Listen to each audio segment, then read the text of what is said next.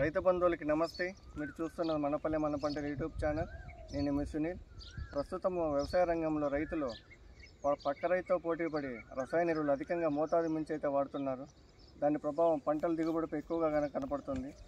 ఇంకొకటి ఏమంటే రోగనిరోధక శక్తి కూడా తగ్గుతుంది. పశువుల ఎరువు కూడా చాలా తక్కువ మోతాదులో వాడటం వలన భూమిలో సేంద్రీయ కర్బనం చాలా తక్కువ అయిపోతుంది. దానికి పశువుల ఎరువులు లేని రైతులైతే మామూలుగా ముందు కాలం అయితే కానగా వేప ఆకులు అయితే భూమికి వేస్తున్నారు, కలిదుంటున్నారు మన పూర్వీకులు. ప్రస్తుతం అయితే దానికి అనుగుణంగా పచ్చిరొట్టు ఎరువులు అని పిలుస్తాం మనము. పచ్చిరొట్టు ఎరువులు అంటే పప్పు జాతికి చెందిన జీలుగా, జనుము, పిల్లి పెసర, ఉలవ, అలసంద అటువంటి పప్పు జాతికి చెందిన అవి ఆ రకాలు. మనం జీలుగా అనేది దాన్ని ఎంచుకొని ఏవైనా వేసుకోవచ్చు.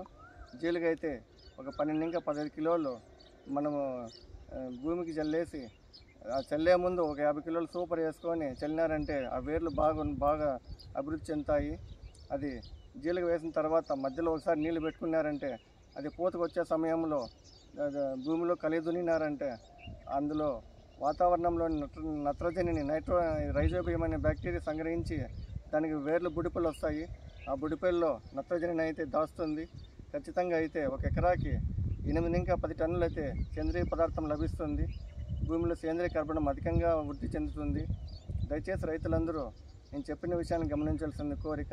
ఇంకోటి ఏమంటే అది భూమిలో కలిగి దున్నిన తర్వాత కనీసం 2 వారాలు 3 వారాలు గ్యాప్ వదలాలి. లేకపోతే కన్నా అందులో విషవాయువులు మిథేన్ అనే విషవాయువు రిలీజ్ అయ్యి చెట్లు చనిపోయే అవకాశం ఉంది.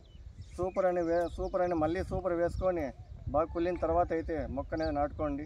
దయచేసి రైతులందరూ నేను చెప్పిన విషయాన్ని గమనించాల్సిన కోరిక. మీకు ఈ వీడియో నచ్చినట్లయితే దయచేసి లైక్ చేయండి, షేర్ చేయండి, సబ్స్క్రైబ్ చేయండి, నాకు సపోర్ట్ చేయండి. మీ సునీల్ ఇట్లు. Thank you.